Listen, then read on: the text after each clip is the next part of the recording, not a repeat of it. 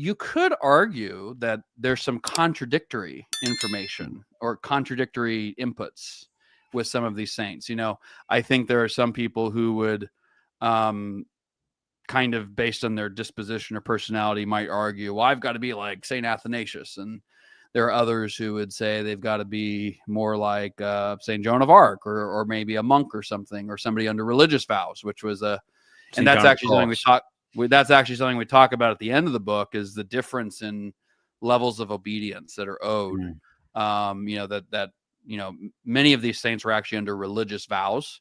And so, you know, well, among which is obedience, which is, and that vow of obedience is higher than the vow of obedience, that meaning it's more stringent is what I mean by that. It's more stringent than a priest vow of obedience to his local ordinary. And so, you know, that it's not irrelevant. You got to keep that in mind when you bring up some of these saints. And there's also times where, you know, I was just, you know, our favorite Gavin Ortland, he just did a video the other day where he about the papacy, you know, maybe it was a week ago, 2 weeks at all. 2025 has been going extremely fast for me. I don't know if it's been going. Okay. Same. So I say the other day, it was like 3 weeks ago now. But he did a YouTube video where he was saying that papacy is not divinely established. And I don't usually, I never do personal responses. I may make an exception with this only because it exemplified all that is so often egregious in Ortland's treatment of things. He quoted St. Isidore of Seville. And he quoted St. Isidore of Seville basically saying Peter was completely equal with all the other apostles. And I think he was quoting from the etymologies. He's getting the quote from Shincheski's book, whatever. He's an Orthodox guy, really good guy. But he misrepresented St. Isidore too. So this is what happens when you're not in the original sources. You know, should scholars be trustworthy? Sure, of course, that's the ideal. But essentially, you know, I knew from having read St. Isidore that I'm bringing this back to obedience here, but that he did not believe Peter was fully equal. He did in a certain sense. You know, if I go to confession in my diocese and you go to confession in your diocese, and a Catholic goes to confession in the city of Rome itself, we're all going to be absolved by the exact same power, right? So there is a sense in which Peter and the other apostles are equal. But that's not all St. Isidore had to say on the matter. And he quite explicitly distinguishes Peter's higher authority from the other apostles elsewhere, and then explicitly avows that he owes obedience to the Roman pontiff. So the reason I mention this is because I actually just wrote this article for our website at Eternal Christendom. And he actually lays out a schema of obedience, like when you should, you know, that basically his default was obedience. And then unless something is utterly obvious, smack in the face, manifestly heretical, that the Pope should be obeyed in pretty much everything. At least that's the kind of language he uses. So, but he also thought there were times when even if there was something doubtful that was being commanded, the Pope should be obeyed. And he was dealing with, it seems like the filioque. I think this is in letter 6 or 8. It's either 6 or 8. He was dealing with the filioque issue. And so he was basically showing the filioque is completely not heretical and completely orthodox, and it should therefore be obeyed, because he was saying, well, the Greeks consider this sort of, you know, either manifestly or doubtful. He's like, well, it's obviously not manifestly. Here's why. And so even if it was doubtful, it's not, but you should still obey. So very interesting stuff. And so it is important to keep in mind. So anyway, Ortland blatantly misrepresented St. Isidore of Seville, because I don't think he's actually in these sources very much. Yeah. I think he reads quote compilations put together by others without reading the sources themselves. That's my sense. I could be wrong, but I don't see how you could paint St. Isidore that way. So we do that in the book as well, that if we're going to cite a saint who's under a religious vow of obedience, we need to take that into account. We also need to realize, you know, I'm a layman, you're a layman. We don't have the keys, whether directly or through participation, right? And so St. Athanasius, we are not St. Athanasius. There is a greater level of docility to our bishops and our authorities that are over us that we need to generally exhibit than a bishop would have. Now, there are limits to that, right? There are limits to that. Yeah. But let me pull back and just give a quick big picture, and we can talk about this. Yeah, wait, before you continue, I kind of want to dwell on sure. one point individually. And this is just fascinating because you mentioned that different saints, just by temperament or state in life, react to crises in the church in different ways. So there's like a lot of different factors that we could consider. You know, what is their state in life? What is their dispositions?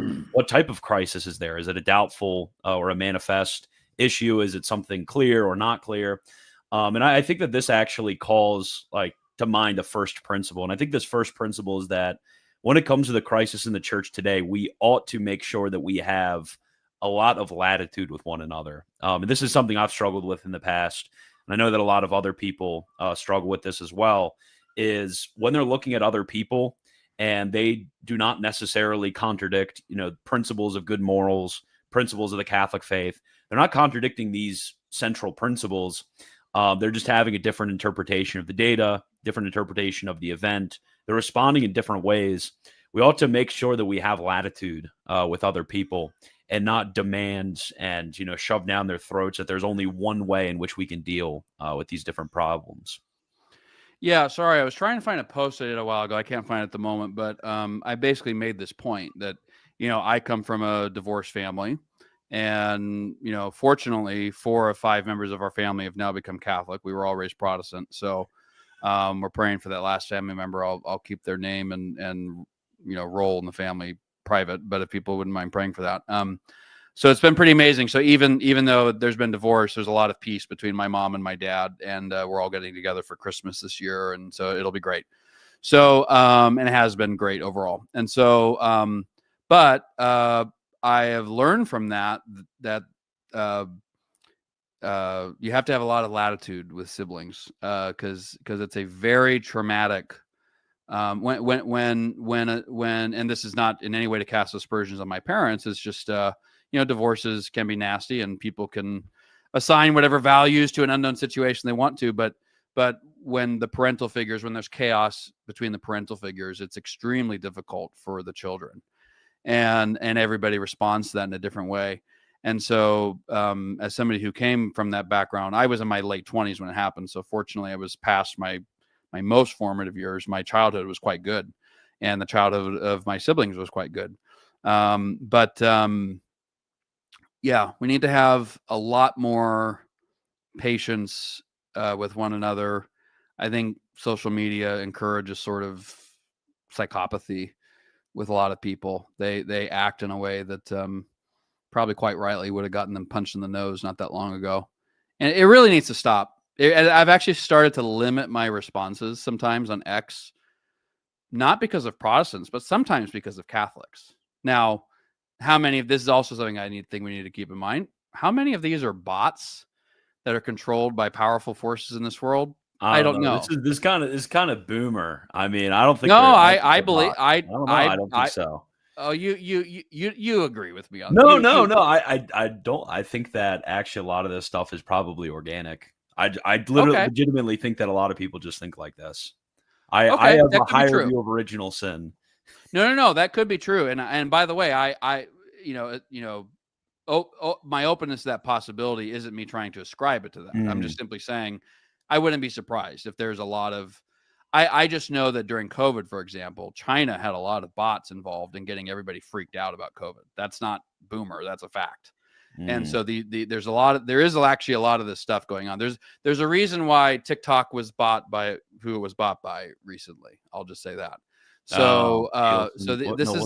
this is not boomer. This is like there are very powerful financial tech interests in this world who love division, because when your opponent is divided, you can run the field. So but whether it's bots or not, it doesn't matter for my take on this. Is I see a lot of scandalous behavior from Catholics, you know, just being nasty, just totally nasty, and some oftentimes with other Catholics. And so yeah, that's got to stop. But I have no authority to compel this, so it's just my understanding of Scripture and the tradition. So So this is just a moral exhortation. yeah.